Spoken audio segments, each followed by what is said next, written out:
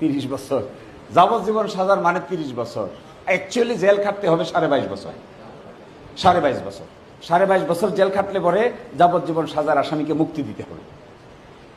এটা ছিল না। মাঝখানে এসকে সিনহা বাবু এসে একটা রায় দিয়ে বললেন যাবজ্জীবন মানে হইল আমৃত্যু কারাদণ্ড। এই মামলার যিনি আসামি তার নাম হলো আতাউর মৃদা, এবার বাড়ি হলো সাভারে। এই রায়টা হাতে পাইছে এই মামলার আইনজীবী ছিলেন খন্দকার মাহবুব হোসেন। মৃত্যুদণ্ড হয়েছে arms case, arms with murder, গুলি করে মেরে ফেলছে। মৃত্যুদণ্ড দিয়ে দিছে নিম্ন আদালত, আপিলে মৃত্যুদণ্ড হাইকোর্টে বহাল। সুপ্রিম কোর্টে করেছে মৃত্যুদণ্ডের বিরুদ্ধে আপিল।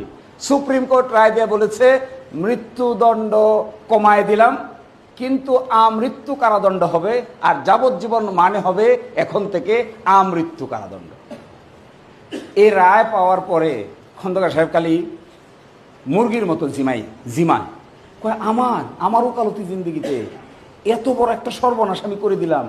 হাজার হাজার লোক এখন আমৃত্যু জেলে থাকবে, জেলের ভিতরে গিয়ে তাদের জন্য আরেকটা বয়স্ক সেন্টার খুলতে হবে, এখানেই ঘুমাবে, এখানেই খাবে। আমৃত্যু সাজা হলে তো বেইলও নাই, কি বিপদ! মৃত্যুদণ্ডের বেল নাই, আমৃত্যুর বেল নাই। খালি দেখি অস্থিরতা, আমার হাত দিয়ে এটা হইল, আমি কি করলাম সারা জীবন, 50 বছর কি করলাম, 60 বছর কি করলাম, অস্থিরতা। মনে হয় যেন এখন হার্ট অ্যাটাক করবে। আমারে পায় আর কালকে তুমি আসো, গিয়ে দেখি কিন্তু দুপুরবেলা খাইতেছে। জাজমেন্টটা, আপিলের জাজমেন্টটা, যার মধ্যে আমৃত্যু কারাদণ্ডের রায় দিছে, আমার এভাবে দিয়ে বলে দেখো শান্তিতে থাকতে পারতেছি না, কিছু একটা করতে হবে।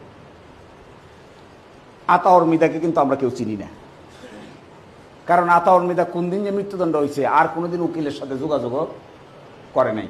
Missing, Ataur Mrida missing. আমি বললাম স্যার ওকালতনামা পাবো কই? দেখো তো জেল থেকে একটা ওকালতনামা আনা যায় কিনা। ক্লার্ক ছিল সিদ্দিক একটা ওকালতনামা জোগাড় করছে। বললাম স্যার এই রিভিউ পিটিশনটা যে ফাইল করবো, আপিলের রায়ের বিরুদ্ধে আমার বলে রিভিউ ফাইল করো। বললাম রিভিউ পিটিশনটা যে ফাইল করবো টাকা পাবো কই? ম্যানেজ করো। রিভিউ পিটিশন ফাইল করলে 10,000 টাকা পকেট থেকে আগে সুপ্রিম কোর্টে জমা দিতে হয় সরকারের কাছে। তো বললাম স্যার টাকা, ম্যানেজ করো। তখন আমি বুঝলাম যে উনি চাচ্ছে আমি এটা ম্যানেজ করি। ম্যানেজ করলাম, রিভিউ পিটিশন ফাইল করলাম, শুনানির জন্য আসলো। খালি আমারে বলে রিসার্চ করো, ইন্ডিয়া দেখো, পাকিস্তান দেখো, পৃথিবীর বিভিন্ন জায়গা দেখো, কিভাবে হবে একটা লোকের যাবজ্জীবন সাজা মানে আমৃত্যু, আর বেরোতে পারবে না, এর ভিতরেই থাকবে যতদিন পর্যন্ত মৃত্যু না হয়। এটা যাবে হলো হাইটা, বাইর হবে শুয়া। হায় হায়, সুপ্রিম কোর্টে এই মামলা যখন শুনানি হইলো তখন আমি আমেরিকায়। শুনানি শুরু হয়েছে, উনি আমাকে ফোন দিছে। আমি খালি গেছি আমার বাবা মার সঙ্গে দেখা করতে। আমার ফোন দিয়ে বলো আগামী বৃহস্পতিবারের মধ্যে তুমি বাংলাদেশে আসো। বললাম স্যার আমি আসলাম তো মাত্র 10 দিন হয়েছে। কই না আসো,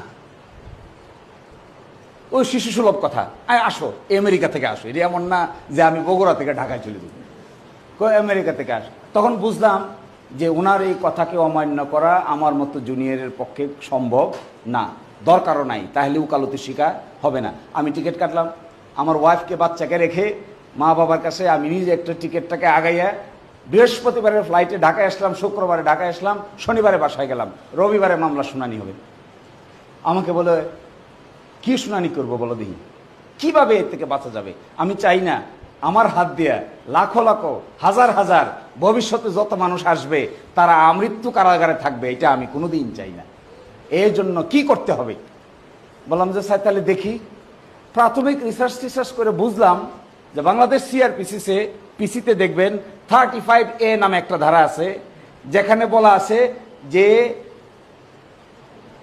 হাজতবাস সময়টুকু মূল সাজা থেকে বাদ যাবে। তাহলে উনি বলে কারো যদি আমৃত্যু সাজা হয় তাহলে কি বাদ যাবে? বাদ যাবে কি?